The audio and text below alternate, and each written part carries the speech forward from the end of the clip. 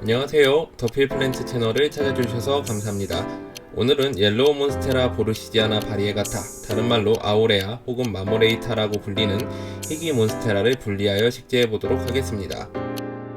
이 옐로우 몬스테라는 과거에 제가 커팅을 한번 하면서 한 줄기에서 새순 2개가 각각 자라난 형태입니다.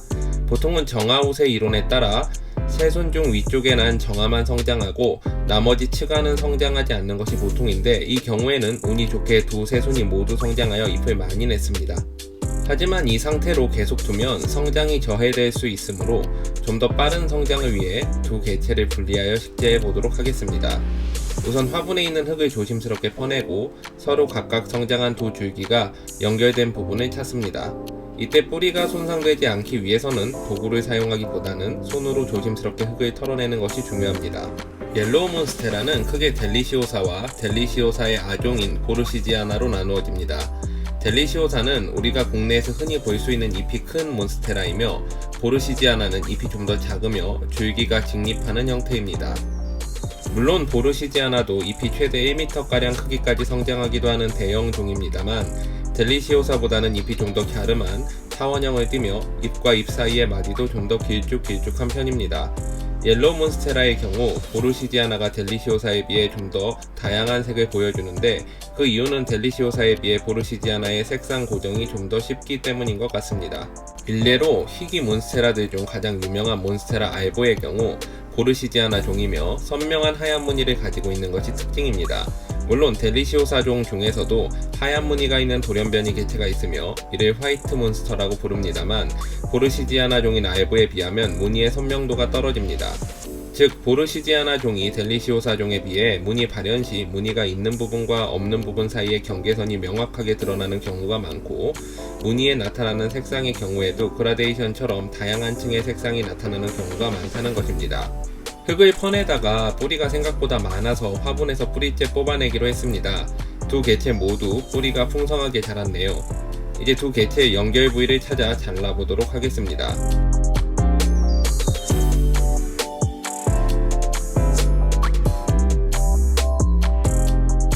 우선 가위를 알코올 솜으로 소독하여 세균 감염을 예방합니다.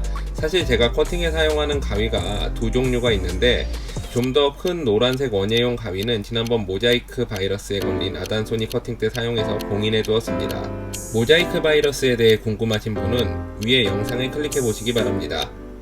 자, 이제 조심스럽게 몬스테라를 들고 자를 부위를 확인합니다. 신중하게 조심히 잘라야 합니다. 잘못하면 고가의 식물을 초록별로 보내는 경우가 있겠죠?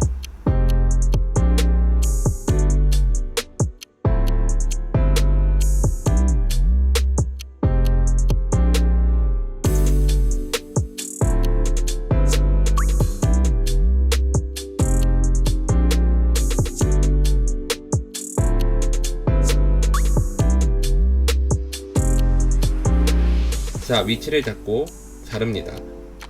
자른 두 개체는 뿌리가 엉키지 않게 조심스럽게 분리해줍니다.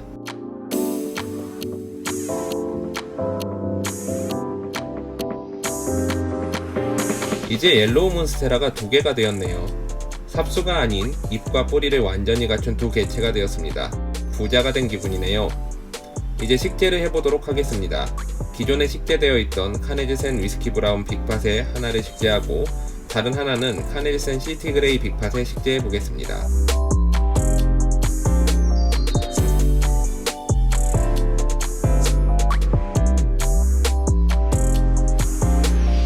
카네즈센을 구입할 때마다 좀 아쉬운 점은 화분 바닥에 깔망을 사각형으로 넣어주는 점인데, 사실 다이소에서 사이즈에 맞는 둥근 깔망이 그리 비싸지 않은 점을 감안하면 좀 아쉽네요.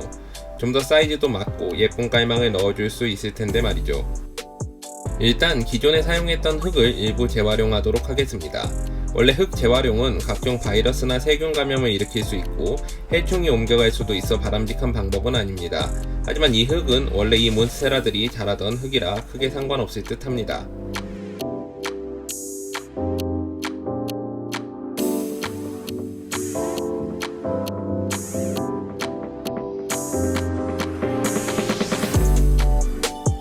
우선 둘 중 작은 개체를 위스키 브라운 빅팟에 심고 모자라는 흙을 채워줍니다. 옐로우 몬스테라의 경우 보통 하얀 무늬를 가진 몬스테라 알보보다도 고가의 품종으로 거래가 되는데, 그 이유는 실제 씨앗을 발화시켜보면 하얀 무늬의 개체는 1000개 중 10여 개 정도가 나오지만 선명한 노란 무늬의 개체는 잘 나오지 않기 때문입니다. 또한 그렇게 발화한 개체들의 경우에도 녹색 무늬가 없는 경우 광합성을 하지 못해 자연 도태되기 때문에 실제 살아남는 개체는 1000개 중에 1개도 되지 않습니다. 돌연변이 무늬종들의 가격이 비싼 이유죠. 델리시오사종의 경우 노란 무늬가 뒤늦게 발현되는 경우도 많습니다만, 그런 경우는 보통 무늬가 선명하지 않습니다. 옐로우 몬스테라의 경우에는 보르시지아나와 델리시오사가 둘 다 희귀하지만 색상의 다양성과 선명도 때문에 보르시지아나가 좀 더 고가에 거래되고 있는 것 같습니다. 요즘 시세로 옐로우 보르시지아나의 경우 잎 한 장짜리 삽수 하나에 150만원 정도에 거래가 되고 있습니다.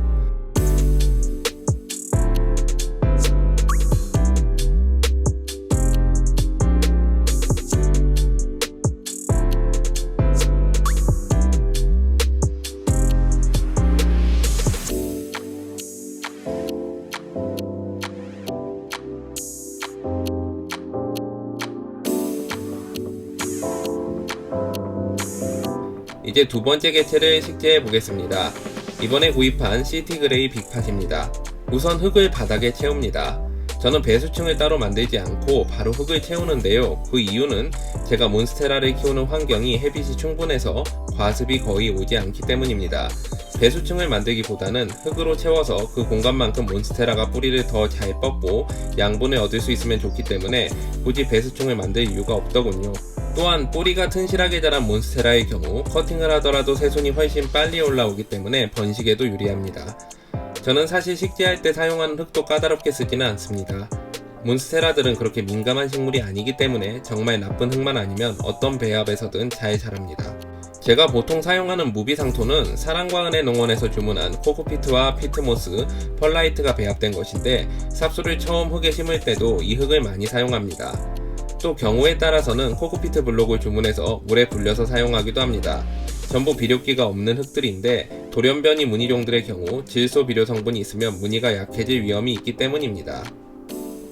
식물이 제 위치에 자리를 잡으면 흙 위를 눌러서 단단히 다져줍니다. 마지막으로 흙 위에 멀칭을 하는데요. 이때는 코스코에서 주문한 아이리스 잎상 배양토를 주로 사용합니다. 예전에는 멀칭용으로 난석이나 백자갈 등을 썼는데 분갈이 때마다 멀칭된 난석이나 자갈을 치워줘야 돼서 불편했습니다. 하지만 잎상배양토의 경우에는 비료기가 강한 흙의 일종이고 덩어리도 코코피트를 압축해서 만든 것이라 분갈이 시에 무비상토와 섞여도 전혀 상관이 없으며, 물을 줄 때마다 위쪽의 비료 성분이 아래의 무비상토로 조금씩 섞여들어 식물에게 전달되는 장점이 있습니다.